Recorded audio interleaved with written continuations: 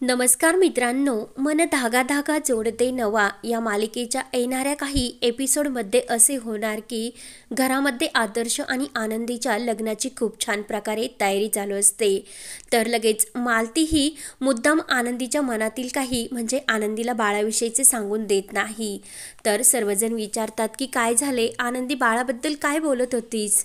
तर मालती ही आनंदीला शांत करते आणि आमच्या आनंदीला लहान मूल खूप आवडतात, त्यामुळे तुम्हाला सुद्धा घरामध्ये काही मुलाची हौस वगैरे आहे की नाही. तर लगेच वृंदा म्हणत असते की हो ना, कारण माझ्या आदर्शला सुद्धा लहान बाळ खूप आवडतात. त्यानंतर आनंदी आणि तिच्या घरचे हे जाण्यासाठी निघलेले असतात. सार्थक म्हणतो की मी तुम्हाला घरी सोडतो, पण लगेच आदर्श म्हणतो की अरे, मी जर त्यांना सोडले तर काही प्रॉब्लेम तर नाही ना.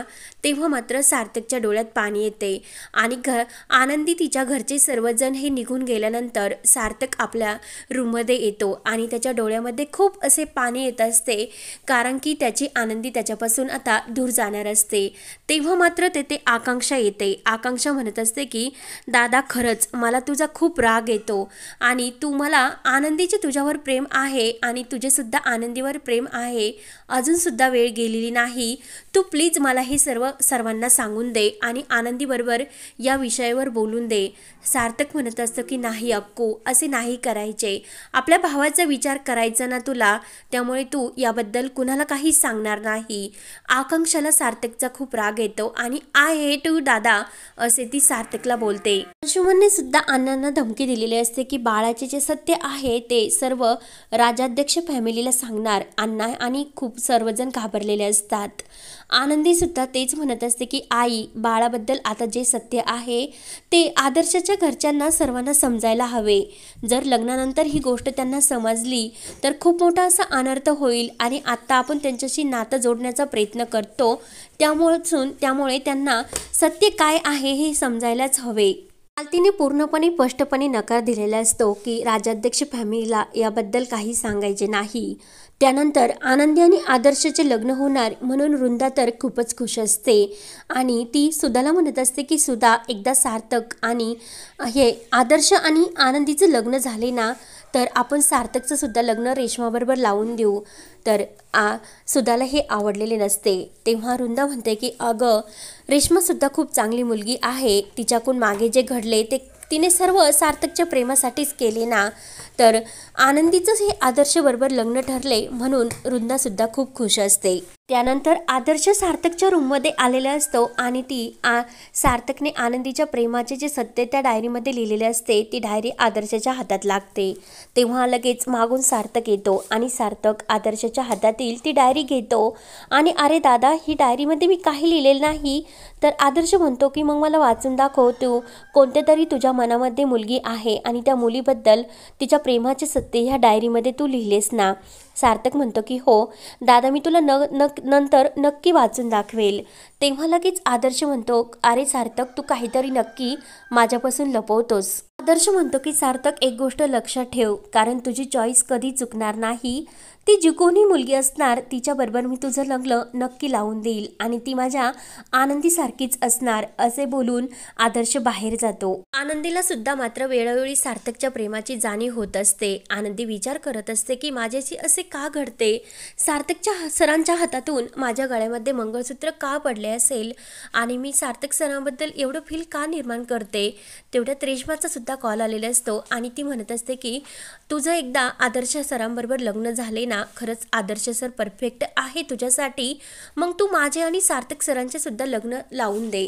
आनंदीला वाटलं, मात्र ते ऐकून वेगळाच धक्का बसतो. तर आनंदी फोन ठेवल्यानंतर विचार करत असते की सार्थक सरांच्या बद्दल असं काय होत असेल, मला तेच कळत नाही. त्यानंतर घरामध्ये सर्व तयारीत चालू असते आणि सार्थकला भीती असते की डायरी ही नेमकं आदर्शच्या हातामध्ये लागली तर काय करायचे, खूप मोठा अनर्थ होईल, म्हणून त्याला स्वप्नात सुद्धा तेच दिसत असते. आकांक्षा मात्र खूप अशी डिस्टर्ब असते. तिला टेन्शन येत असते की सार्थक दादा इतका नाराज आणि घरामध्ये आनंदाची ही लग्नाची तयारी, म्हणून आकांक्षाने सुद्धा काहीतरी केलेले असते.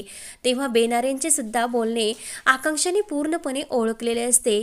तेव्हा मात्र घरामध्ये सर्वजण तयारी करत असतात आणि आकांक्षाने ती डायरी ही लपवलेली असते. सार्थक ती डायरी शोधण्याचा प्रयत्न करत असतो आणि मी स्वप्नामध्ये जे बघतो ते आता खरे होते की काय याची त्याला भीती वाटत असते.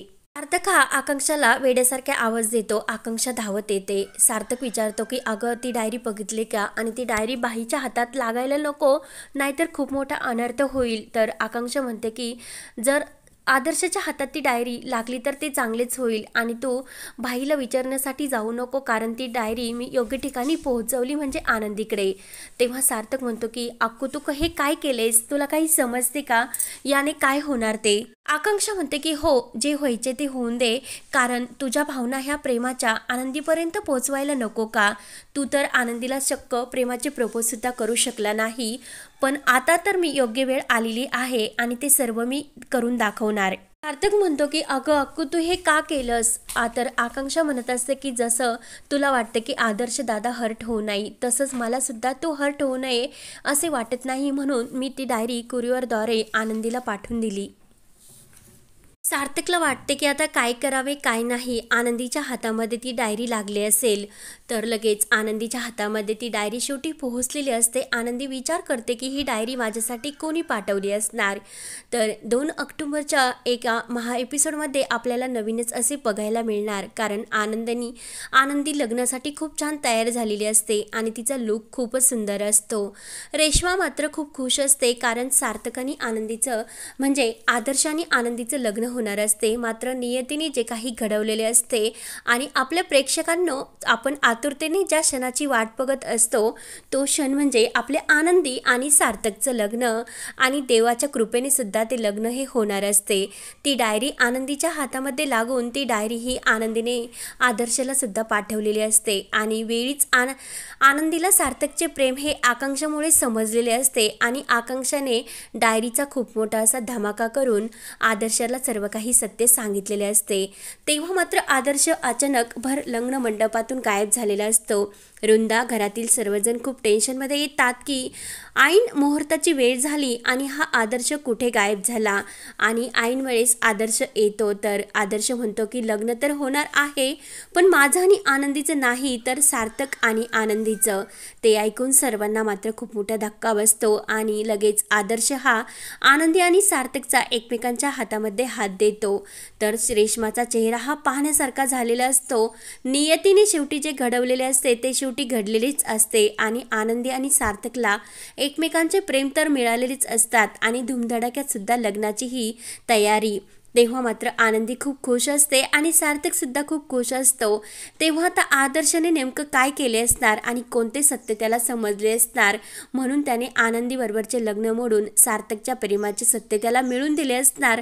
ते पाहण्यासाठी आपल्या चॅनलला नक्की सबस्क्राईब करत राहा आणि मन धागा धागा मालिकेचे अपडेट्स पाहण्यासाठी आपल्या चॅनलला नक्की सबस्क्राईब करा. धन्यवाद.